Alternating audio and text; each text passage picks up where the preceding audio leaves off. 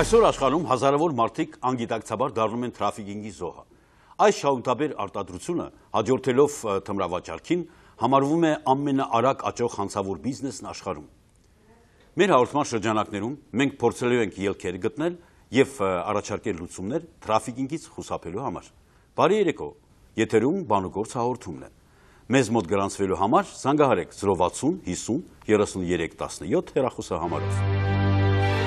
Նայենք էկրանին եւ դիտենք մեր հերոսու մասին պատմող տեսանյութը։ Վարդահարդար, ահա այն մասնագիտությունը, որի վրա կանգ առավ Անիի ընտրությունը։ Ես փոքր էի դեռ, երբ սիրում էի տիկնիկների հետ խաղալ, իրենց մազերը կտրատել, ներկել,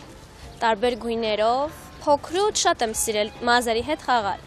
Հետո երբ որ արդեն մեծացա, 8-րդ դասարան էի, մազ ֆենեցի մի անգամ եւ ինձ շատ դուր եկավ։ Ասեցի չէ, ինձ դուր է գալիս այդ աշխատանքը, ես կուզենամ առաջինը հենց դա սովորեմ։ Չնայած ռուսերենի հանդեպ ունեցած մեծ հետաքրքրությանը, այնուամենայնիվ Անին չդարձավ ռուսերենի մասնագետ։ Իմ ծնողները ուզում էին, որպեսզի ես ընդունվեի բուհ,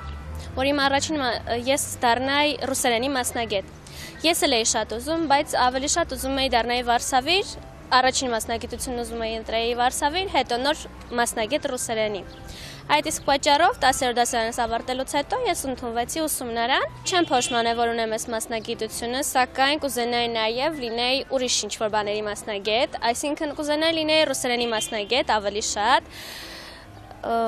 Չնայած հանգամանքների բերումով հիմա այդքան էլ չի ստացվում, եւ ես իմ մասնագիտությունով կաշխատեմ այնպես անել, որ ես երկրորդ մասնագիտությունս անպայման ձեռք բերեմ։ Շփվող, ասող, խոսող, այսպես նկարագրեցին ընկերները։ Անին չի ժխտում, որ ազատ ժամանակ սիրում է երգել, պարել ու զվարճանալ ընկերների հետ։ Ես կարծում եմ կլինի այնպիսի մի տեղ, որտեղ գոնե կկարողանամ գտնել ինքս ինձ եւ կկարողանամ ճիշտ շփվել անձնակազմի հետ։ Երազանքը սեփական գեղեցկության սրահ ունենալն է։ Անին պնդում է, որ մեծ հաճույք է ստանում, երբ գեղեցկություն է պարգևում կանանց։ Հարգելի հեռուստադիտողներ, այսօր մեր տաղավարում են գտնվում հայկական Կարիտաս բարեսիրական հասարակական կազմակերպության իրավաբան Նոննա Մարգարյանը եւ հոգեբան Նաիրա Մարտիրոսյանը։ Ողջունում եմ ձեզ մեր տաղավարում։ Ասեմ, որ 15 րոպե առաջ նա լրացրել է հոգեբանական թեստը, որի արդյունքները ներկայացնում եմ այժմ ձեզ։ Այսօրվա մեր հաղորդումը ունի որոշակի ուղղվածություն։ Մենք փորձելու ենք հասկանալ ինչ բան է աշխատանքային տրաֆինգը եւ ինչպես կարելի է խուսափել դրանից։ Հարգելի Նոնա, մեր այսօրվա հերոսուհին տրաֆիկինգի զոհ չէ։ Նա պաշտոնական մեկնել է արտերկիր աշխատելու եւ վերադարձել է Հայաստան։ Սակայն իր օրինակով մենք ուզում ենք ուշադրությունը սևեռել այն մարդկանց վրա, որոնք անգիտակցաբար դառնում են այդ տրաֆիկինգի զոհը։ Հաճախ տրաֆիկինգի զոհ են դառնում մեր իրականության մեջ երիտասարդները։ Երիտասարդներ, ովքեր ավարտելով բարձրագույն ուսումը հայտնվում են անլենանելի վիճակում, չունեն աշխատանք, չունեն աշխատանքային փորձ եւ միանշանակ իրենց գայթակղում է արդեն ցանկացած աշխատանքային հայտարարություն, հնարավորություն կամ առաջարկ։ Առաջնահերթ գայթակղվում են աշխատավարձի բարձր սանդղակով,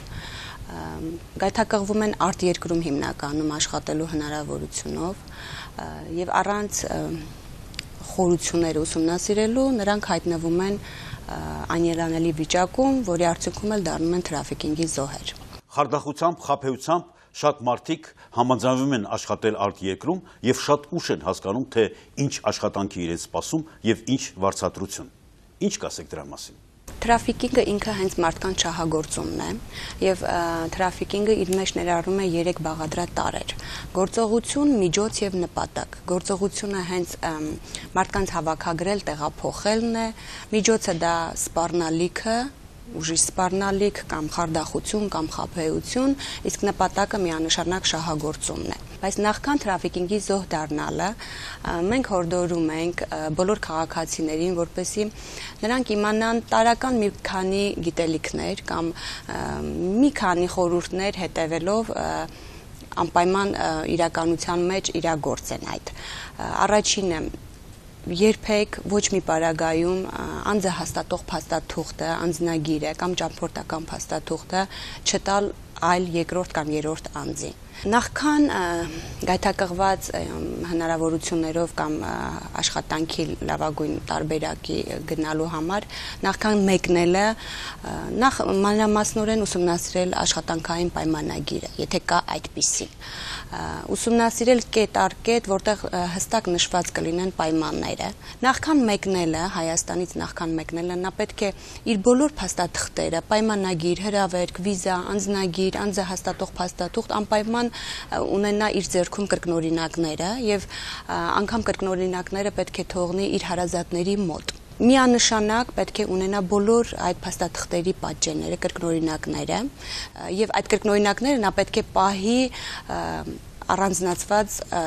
անձնագրից զատ, հա, թեկուզ թաքուն ինչ-որ մի տեղ կամ իր իրերի մեջ, իր անձնական իրերի մեջ, որտեղ փնտրելուց անգամ միայն ինքը կգտնի։ Նա պետք է անպայման տեղեկացված լինի կոնկրետ երկրում գործող միջազգային կազմակերպությունների հասցեների կամ միջազգային կազմակերպությունների մասին, այն կազմակերպությունների, որոնք կտրամադրեն աջակցություն նման իրավիճակում հայտնված քաղաքացիներին։ Նաիրա, թրաֆիկինգի զոհ դառնալուց հետո շատ անգամ մարդիկ կարիք ունեն հոգեբանական վերականգնման։ Ինչ խորհուրդ կտաք։ Բնականաբար դա մեծ ստրես է օրգանիզմի համար, ընդհանրապես անձի համար դա մեծ ստրես է, այդ միջավայրի փոփոխությունը, նման փոփոխություններ եւ իհարկե անձնային առանձնահատկություններից ելնելով մարդիկ կան, որոնք ավելի հեշտ են հաղթահարում, բայց մարդիկ կան, որոնք միայնակ չեն կարող հաղթահարել եւ պետք է դիմել մասնագետի օգնությանը, հոգեբանական խորհրդատվությանը, պարտադիր, որպեսզի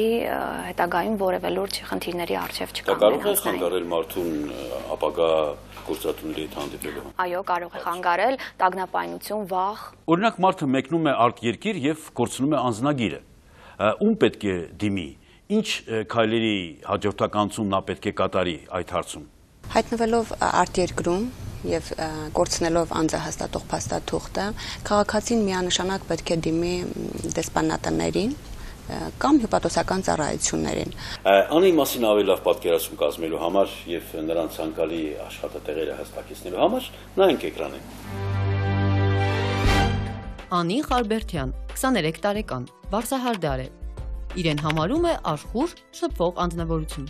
Կյանքում հաճախ է դիմում ռիսկային գործողությունների։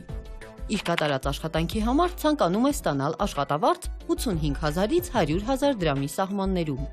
Ցանկալի աշխատաժամերն են 10-ից 20-ը։ Ցանկանում է աշխատել որպես վարսահարդար։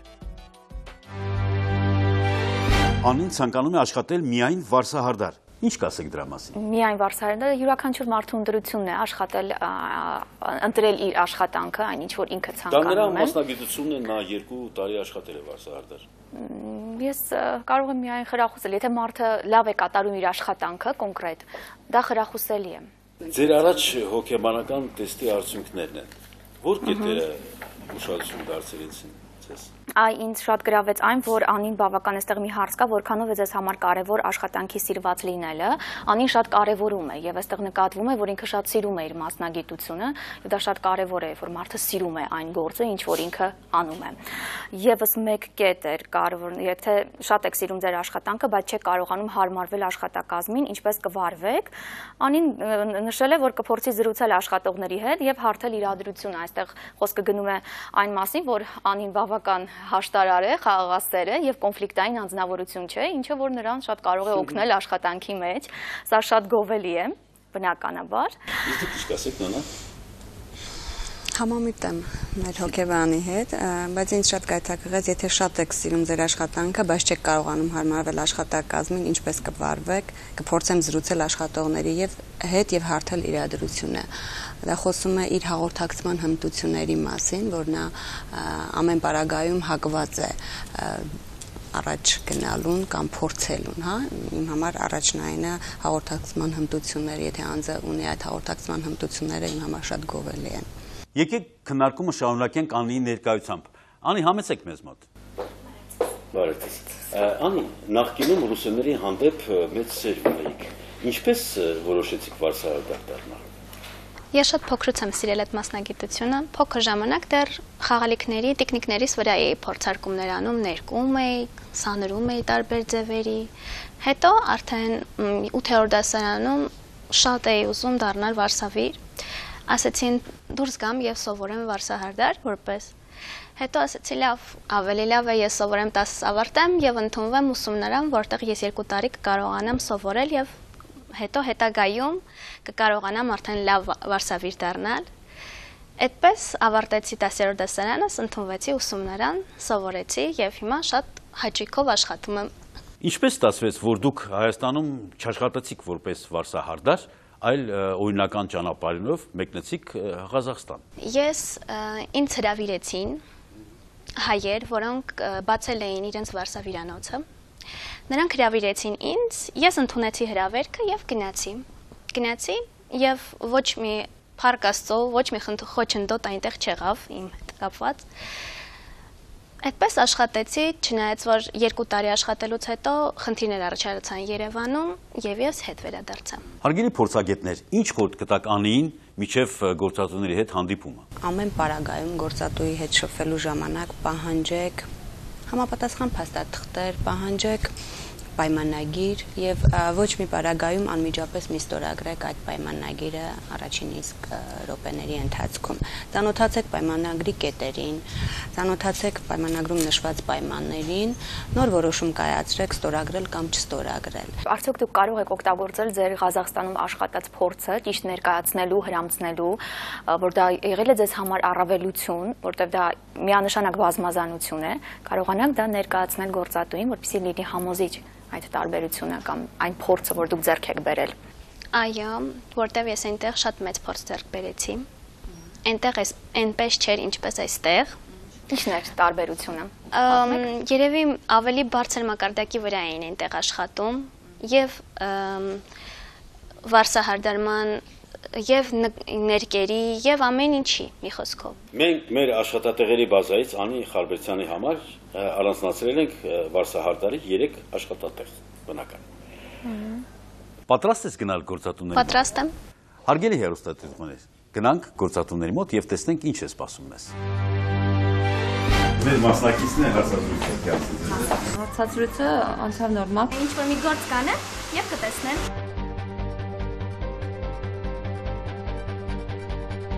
Մեր պայմաններին իհարկե գոհացրեց։ Շփվելու տեղ կա։ Ես կցանկանայի, որ յուրաքանչյուր Հայաստանի Հանրապետության քաղաքացի աշխատեր մեր երկրում։ Իհարկե դեմ չեմ, երբ որ մարդիկ վերապատրաստվում են արտերկրում, բայց դրանից հետո իրենք գործունեություն ծավալեն Հայաստանում։ Ես վստահ եմ, որ Անին կկարողանա այստեղ շարունակել իր գործունեությունը, որովհետև այսօր վարսահարդարի մասնագիտությունը բավական արդի է եւ մեծ պահանջարկ ունի, եւ ինքը կկարողանա շարունակել եւ հաստատվել այստեղ Հայաստանում։ Եթե արդեն մտադրվել է եւ վերջնական որոշում են կայացրել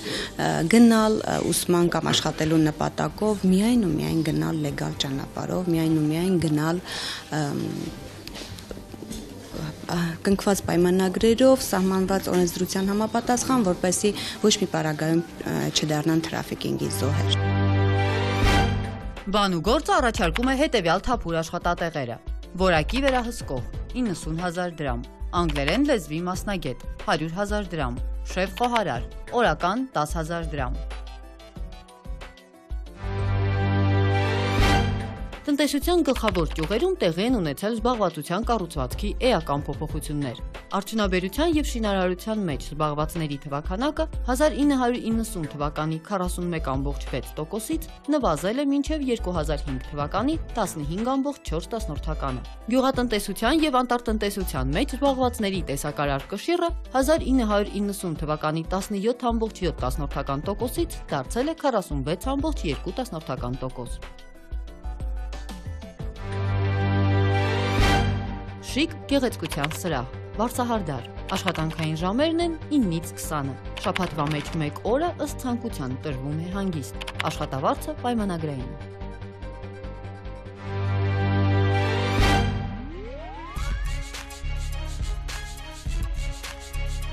Մենք մոտենում ենք շիկ գեղեցկության սրահին, այստեղ գտնվում է մեր առաջին գործատուն, եկե հարցազրույց։ Պատրաստ եք։ Այո, իհարկե։ Գնաց։ Բարև ձեզ։ Բարև։ Մեր մասնակիցն է հարցազրույցի անցել։ Հաջողություն։ Շնորհակալություն, հաջողություն։ Ավարտվեց հարցազրույցը։ Այո։ Մի փոքր սպասեք ինձ։ Ինչպես անցավ հարցազրույցը։ Հարցազրույցը անցավ նորմալ, պայմանավորվեցինք Անիի հետ, որ Անին արդեն իր ցանկությամբ 3-ից 4 օր կգա որպես փորձաշրջան։ Փորձաշրջան։ Այո, անպայման 3-ից 4 ժամ օրվա մեջ, նրանից հետո արդեն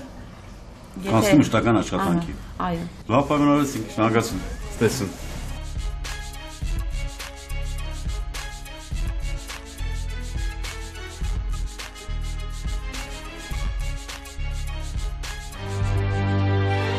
Պատրաստ ես ընդունել գործատուի առաջարկը։ Իհարկե, կարելի է փորձել։ Ինչու եւ ոչ։ Իհարկե, մեզ սպասում է երկրորդ գործատու։ Գնանք նրա մոտ։ Իհարկե։ Վերնիսաժ գեղեցկության սրահ, Պարսահարդար, աշխատանքային ժամերը 10-ից 19, շաբաթվա մեջ 1-ից 2 օր տրվում է հանգիստ, բարձրացությունը 60-40% հարաբերությամբ, նյութերը տրամադրվում են գեղեցկության սրահի կողմից, կարևորվում է Պարսահարդարի ունեցած հմտություններն ու փորձը։ Այժմ մենք մոտենում ենք վերնիսաժ գեղեցկության սրահին, այստեղ գտնվում է մեր երկրորդ գործատուն,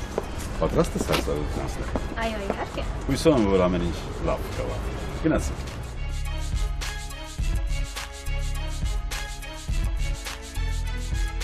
Ամենսեք հաջողություն։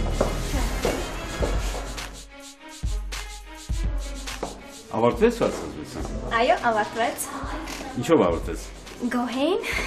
երևի կփորձենք։ Հենց հիմա։ Հենց հիմա, այո, կփորձենք հենց հիմա, ինչ որ մի գործ կանեմ եւ կտեսնեմ։ Շատ լավ, անցնենք։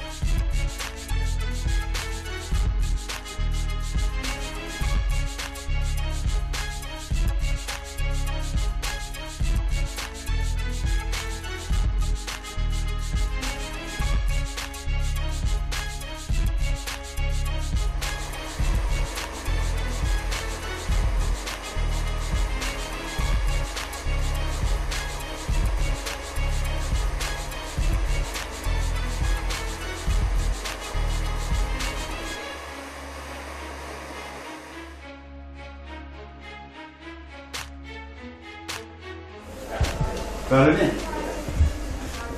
Բարև ձեզ։ Ինչպես անցավ հարցազրույցը Անիի հետ։ Փորձ ունի, Այո։ ոնց որ կտեսնենք մեր պայմանների բավարարմենթ չէ, փորձաշրջանը իրար հետ բացատրեցինք, ինքը պատրաստ է։ Դուրը եկավ սալոնը։ Ինքը պատրաստ է, իսկ դուք պատրաստ եք համագործակցել։ Մենք պատրաստ ենք համագործակցել, իհարկե պատրաստ ենք։ Դրա համար ասում եմ, կտեսնենք ոնց է աշխատում։ Հիմա ինքը կտեսնենք այսօր ինչպես գործը կանի եւ փորձաշրջանը մոտավորապես 2 շաբաթից մի ամիս ժամանակ է տևում։ Այդ արդեն պարզ կլինի։ Դրա համար ինչի համար երկար, դրա համար վարսավերական գործի մեջ տարբեր տեսակի գործեր կան։ Այսինքն ներկելը, ֆեները, մազերը լվանալն, մասնագիտությունը ճիշտ պետք է լվանալ եւ լավ է որ շտկելու տեղ կա, դրա համար կան մեծամիտ վարսավիրներ, որ ինձ ամեն ինչ գիտեն։ Իսկ սենց ավելի լավ է։ Բայց աշխատանքային փորձեր ունի։ Հա, աշխատանքային փորձեր ունի, երիտասարդը, այսինքն ուսուցումը կարող է հասնել։ Շնորհակալ։ Ցտեսություն։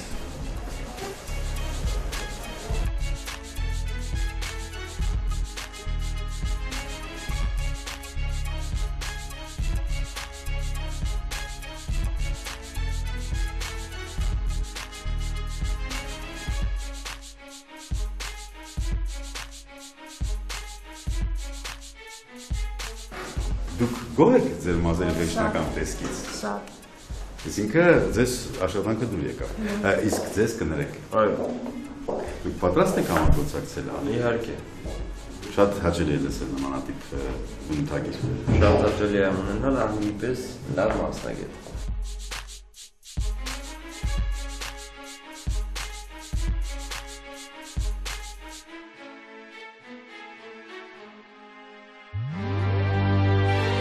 Երկրորդ գործատուի մոտ քեզ նույնպես առաջարկեցին փորձաշրջան անցնել,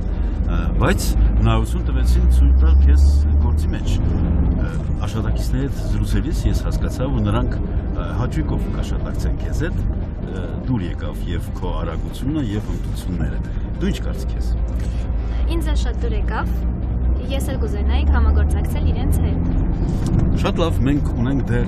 երրորդ գործատուն, գնանք նրանց մոտ եւ նոր կընդունես վերջնական որոշում։ Գնացինք երրորդ գործատուի մոտ։ Նանա գեղեցկության սրահ, Վարսահարդար, աշխատավարձը 50-50% հարաբերությամբ։ Նյութերը տրամադրվում է գեղեցկության սրահի կողմից։ Կարևորվում է աշխատանքային փորձը եւ սեփական հաճախորդների առկայությունը։ Անի ջան, մենք մոտենում ենք Նանա գեղեցկության սրահին։ Այստեղ մեր վերջին երրորդ գործատուն է։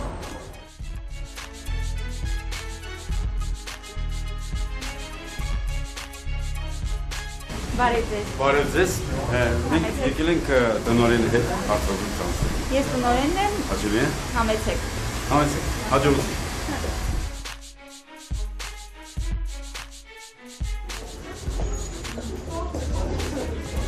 Ավարտեցիք հարցազրույցը։ Մի փոքր սպասեք ուզում եմ։ Կարելի է։ Համեցեք։ Ինչպես անցավ հարցազրույցը։ Հավանեցիք մեր մասնակիցներին։ Շատ հավանեցի, շատ հմայիչ, խելացի գրագետ Վարսահարդար էր։ Մի քանի տարվա աշխատանքային փորձով։ Այո։ Գոհացրեց ինձ բոլոր մեր պայմաններին իհարկե գոհացրեց։ Մնում է, որ մենք ժամանակ տանք Վարսահարդարին փորձաշրջան անենք։ Փորձաշրջան։ Անպայման։ Մենք կատարի ցաներված, կտրված, պարտադիր պետք է Այո, տեսնենք եւ դուք ընթացքում որոշենք։ Այո։ Իսկ երկար է տևելու փորձաշրջանը։ Դա անգամ 1 օր կարող է տևել։ Անգամ 1 օր, եթե դուք նկատեք, որ ամեն ինչ արդեն 1 օրում բաց կլինի։ Մի քանի կտրված եւ արդեն ամեն ինչ բաց կլինի։ Լավ, շնորհակալություն։ Մենք էլ ենք շնորհակալ համեցեք։ Անի, գնանք։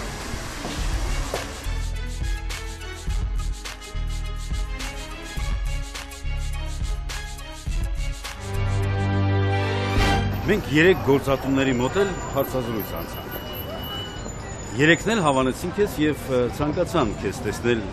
իրենց աշխատակցի շարքերում։ Նույնիսկ երկրորդ գործատուն կարողացավ քեզ տեսնել նույնիսկ գործի մեջ, գործի ընթացքի ժամանակ։ Ինչ որոշում ես կայացնում։ Ես երևի կընտրեմ երկրորդ եւ երրորդ տարբերակները։ Եվ երկրորդ եւ երրորդ։ Այո։ Ինչու, որովհետև երրորդ տարբերակը մի օրվա փորձաշրջան է դստվել, ես կփորձեմ այստեղ։ Իսկ երկրորդը ասեցին 1 ամսվա փորձաշրջան, ես երկուսն էլ կփորձեմ։ Հնարավոր է երկուսից մեկը ընտրեմ արդեն։ Շատ լավ, շատ լավ։ Հուսով եմ, որ ամեն ինչ լավ կստացվի եւ եւս մեկ մեր հաղորդման մասնակից կգտնի իր աշխատանքը։ Եթե դուք եք ուզում լքել գործազուրկների շարքը, զանգահարեք 060 50 33 17 հեռախոսահամարով, գրեք նամակներ էլեկտրոնային հասցեին կամ ֆեյսբուքյան մեր պաշտոնական էջին։ Շարունակեք որոնել եւ դուք էլ կգտնեք ձեր բանուգործը։